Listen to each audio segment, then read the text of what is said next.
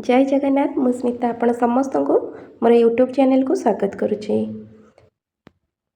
आज मु गोटे भेज रेसिपी आनी बरा और तरकारी रेसिपी जहाँ को आम घरे घरे सबु बेले खाई था मॉर्निंग रे इवनिंग रे खाई था तार आज रेसिपी आनी बहुत दिन है मु वीडियो पकई पार नी आज वीडियो को आपण मैंने एंजॉय करंतु चलतु वीडियोटी स्टार्ट करवा ता पूर्व जदि आपण मैंने मो चैनल रे नुआ अछंती ताहले चैनल टी को सब्सक्राइब कर दियंतु आउ वीडियो को लाइक करंतु शेयर करंतु कमेंट करंतु।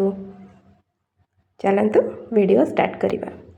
बरा बनिया पे एबे मो गोटी जगह फुल नहीं जाइछि बिरी चोपा लगा बिरी नहीं से आम पानी ऐड करदे 4 रु 5 घंटा पर्यंत भिजई दबा 4 रु 5 घंटा पर ताकू भल भाव चोपा छड़े भल भाव धोईकी छाणिकी नहीं जाइछि। एबे ताको ग्राइंडिंग जार रे देकिना अल्प अल्प देकिना सेथिरे अल्प क्वांटिटी रो पानी देबे अधिक पानी देबेनी पानिया करिवेनी ताकू आमे बाटिकी नहीं आसीबा एमती बाटिकी नहीं आसीबे एई भली भाबे रे सब को बाटी दबा। एबे चलंतो हाथ साहाय्य ताकू टिके फेंटी दबा शिल रे बाटिले से ऑटोमेटिक हो जाए कहीं से फेंटी ही बटा होता है आम जेहेतु ग्राइंडिंग रे मेसीन रे बाटुचे तो से हाथ रे टिके फेणई देले भल बराटा भल भाव में फुलिब 5 रु 10 मिनिट पर्यंत एमती आपण मैंने हाथ साहाय्य ताकू फेंटी देवे। तापरे आम जो जगार बिरी नहीं से जगार मु आधा कप सुजी नहीं कहीं बराटा भल क्रिस्पी हम सुजी टिके पड़े ताको भल भाव में फेंटी देकिना एबे ताको घोड़ेकिना घंटे पर्यंत अध घंटे घंटे रखीदबा। एबे चलंतु तरकारी स्टार्ट करिबा।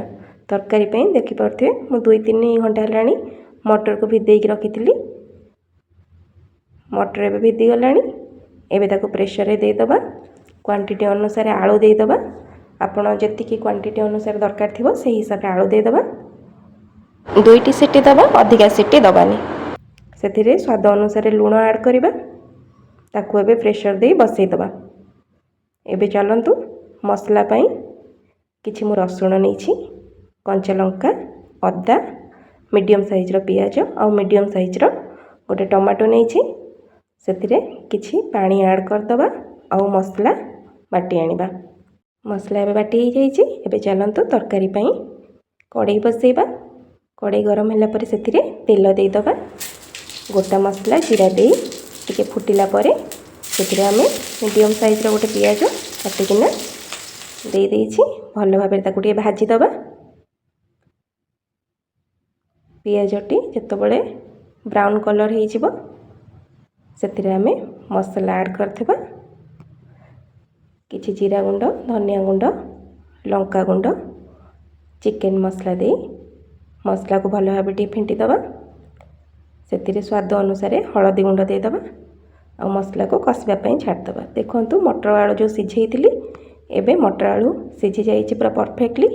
एबे मसला रो तेल छाड़लानी मसलाटा भी हो गलानी एबे सेतिरे आमे मटर आलू दे दबा से जो आलू को दर दर करी चकड़ा कर देछि काटिकिना नेले भल टेस्ट आसीबनी से दर चकड़ा करिकिना मटर आलू को दे दबा और मटर आलू को भल भाव में कसिबा पई छाड़ दबा।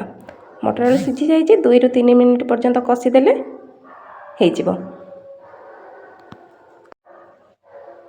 देखि पारथिबे एबे मसला आ मटर आलू कसी हेलानी 2-3 मिनिट पर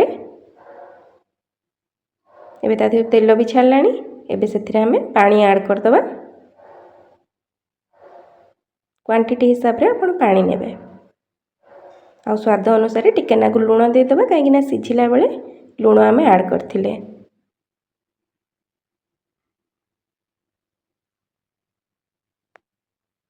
एबे सबको भल भाव में टिके फेंटी दे 5 रु 7 मिनिट पर्यंत छाड़ दबा फुटिबा पई की।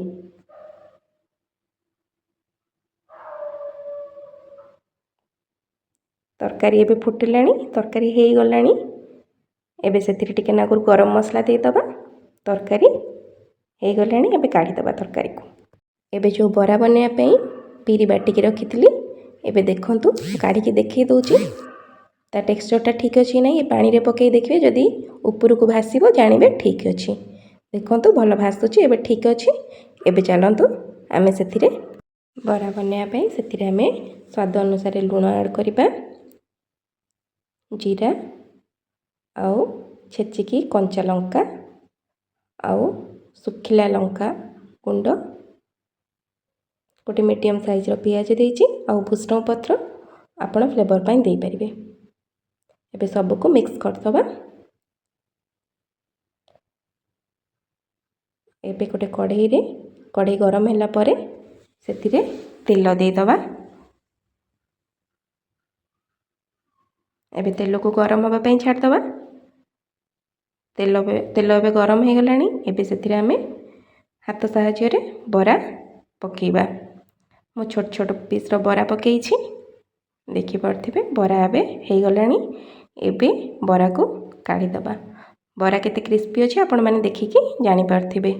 ଆପଣଙ୍କୁ ଯଦି ଆଉ ଟିକେ ବଡ଼ ସାଇଜ୍ର ବରା ଦରକାର ଥିବ, ତାହେଲେ 2 ହାତ ସାହାଯ୍ୟରେ ଏମିତି ମଝିରେ ଗୋଟେ ହୋଲ୍ କରିକିନା, ଯଦି ଚାହିଁବେ ଆପଣ ଯେଉଁ ସେପ୍ରେ ଚାହିଁବେ, ଖାଲି ଯଦି ଏମିତି କରିବେ, ନହେଲେ ହୋଲ୍ କରିକିନା ଆପଣ ଏଇଭଳି ଭାବରେ ଟିକେ ପାଣି ହାତ ହେବେ, ତାପରେ ବରାକୁ ପକାଇବେ। ଏପଟରେ ପାଣି ହାତ ହେଇକି ଟିକେ ଆଣକୁ ନେଇକି ସେପ୍ ଦେବେ, ତାପରେ ତେଲରେ ପକାଇବେ ଦେଖିକି। ଆଉ ସବୁବେଳେ ବରା ଛାଣିଲା ବେଳେ ମିଡ଼ିୟମ୍ ଫ୍ଲେମ୍ରେ ରଖିକିନା ବରା ଛାଣିବେ। ହାଇ ଫ୍ଲେମ୍ ଦେବେନି, ଲୋ ଟୁ ମିଡ଼ିୟମ୍ରେ ଛାଣିବେ, ନହେଲେ ବରା ଉପରୁ ହେଇଯିବ, ଭିତର କଞ୍ଚା ରହିବ। ବରା ଏମିତି ଏଇଭଳି ଭାବରେ ସବୁ ଛାଣିଦେବା। ବରା ଆଉ ତରକାରୀ ମୋର ହେଇଗଲାଣି। ଏବେ ଗରମ ଗରମ ସର୍ଭ କରିବା। ଆଉ ଆଜି ଆପଣଙ୍କୁ ଏ ଭିଡ଼ିଓଟି କେମିତି ଲାଗିଛି, ଭିଡ଼ିଓରେ ଲାଇକ୍ ଦେବେ, କମେଣ୍ଟ କରିବେ, ଆଉ ଚ୍ୟାନେଲଟିକୁ ମୋର ସବସ୍କ୍ରାଇବ୍ କରିବେ। ପୁଣି ଥରେ ଆପଣମାନଙ୍କ ସହିତ ଦେଖା ହେବ ଆଉ ଏକ ଭିଡ଼ିଓରେ, ଆଉ ଗୋଟେ ନୂଆ ଏକ ରେସିପିରେ। ସେତେ ପର୍ଯ୍ୟନ୍ତ ବିଦାୟ ଦିଅନ୍ତୁ। ରହୁଛି। ଜୟ ଜଗନ୍ନାଥ।